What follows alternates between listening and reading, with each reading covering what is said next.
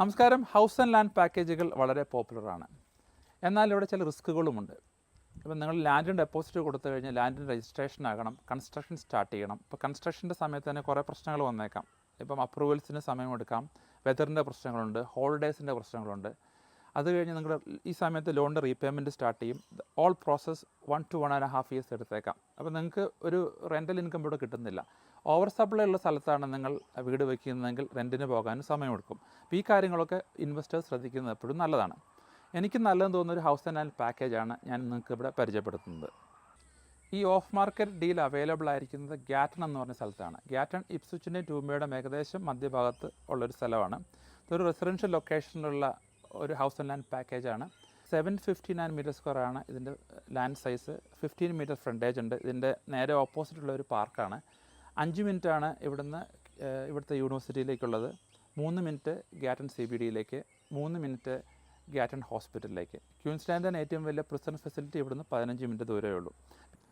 ഇവിടെ ഒരു ഓപ്പർച്യൂണിറ്റി എന്ന് വെച്ചാൽ നിങ്ങളൊരു ഫസ്റ്റ് ഹോം ബയർ ആണെങ്കിൽ നിങ്ങൾ ഗ്യാറ്റണിലേക്ക് റീലൊക്കേറ്റ് ചെയ്യാൻ വല്ല പ്ലാനും ഉണ്ടെങ്കിൽ നിങ്ങൾക്ക് ഈ ഡീൽ കൺസിഡർ ചെയ്യാം. കാരണം 750,000 താഴെയാണ് ഇവിടെ ഹൗസ് ആൻഡ് ലാൻഡ് നിങ്ങൾക്ക് കിട്ടുക. വീടാണെങ്കിലും 220 മീറ്റർ സ്ക്വയറിൻ്റെ ഒരു നല്ല പ്രീമിയം ഇൻക്ലൂഷൻസ് ഉള്ള വീടാണ്.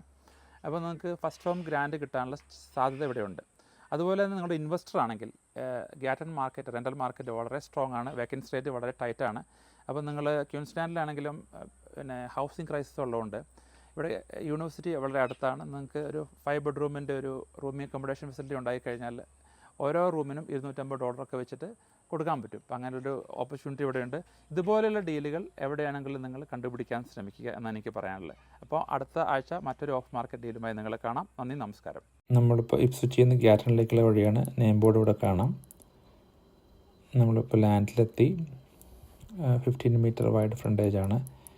ഒരു മഞ്ഞ കളറുള്ള ഒരു പെഗ് അവിടെ കാണാം. അതാണ് അവിടുത്തെ ബൗണ്ടറി. മെല്ലെ ഇങ്ങേ സൈഡിലേക്ക് നമുക്ക് നോക്കാം. ഇവിടെ ഒരു പുതിയ വീട് പണിതിട്ടുണ്ട്. അപ്പോൾ സൈഡിലെ ബൗണ്ടറിയാണ് കാണുന്നത്. അതിനോട് ചേർന്നുള്ള റിട്ടേണിംഗ് വാൾ പോലെ. ഇതൊരു റെസിഡൻഷ്യൽ ലാൻഡാണ്, റെഡി ടു ബിൽറ്റ് ആണ്. ലൊക്കേഷനിലൊക്കെ വളരെ അടുത്താണ്.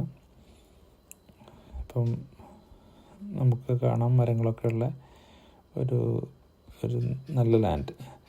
ഒരുപാട് ലാൻഡ് റിലീസ് ഇവിടെ ഇല്ല, പക്ഷേ അവൈലബിൾ ആയിട്ടുള്ള ഒരെണ്ണം മാത്രമേ ഇവിടെ ഉള്ളൂ. ഇപ്പോൾ ഒരു സൂവർ ലൈൻ ഇപ്പോൾ ഞാൻ കാണിക്കാം. ഇതാണ് ഇവിടുത്തെ സൂവർ ലൈൻ. ഞങ്ങൾ സൈഡിലേക്ക് പോകുമ്പോൾ അവിടെ റെഡ് കളറിലൊരു പെഗ് കാണാം. അതാണ് അവിടുത്തെ ബൗണ്ടറി ആ കാണുന്നത്. പിന്നെ ഇവിടെ ഫെൻസൊക്കെ റീഡൂ ചെയ്യണം. ഒരു കാർ മെക്കാനിക്കാണ് പുറകിലുള്ളത്. ഇവിടുത്തെ റെഡ് കളറിൽ വേറൊരു പെഗ് കാണാം. പിന്നെ മുന്നോട്ട് പോകുമ്പോൾ അതാണ് അവിടുത്തെ പാർക്ക് ചെയ്യാൻ ഒന്നും കൂടെ ക്ലോസപ്പായിട്ട് കാണിക്കാം. ഇപ്പോൾ ഇവിടെ ഇതാണ് പാർക്ക് ഫെസിലിറ്റിക്ക് അത്യാവശ്യവും ഇതിനടുത്തുണ്ട്. അപ്പോൾ നമുക്കെല്ലാം പ്രൈവസി കിട്ടും അവിടെ ഒരു വീട് വെച്ച് കഴിഞ്ഞാൽ. അപ്പോൾ താങ്ക് യു ഫോർ വാച്ചിങ്.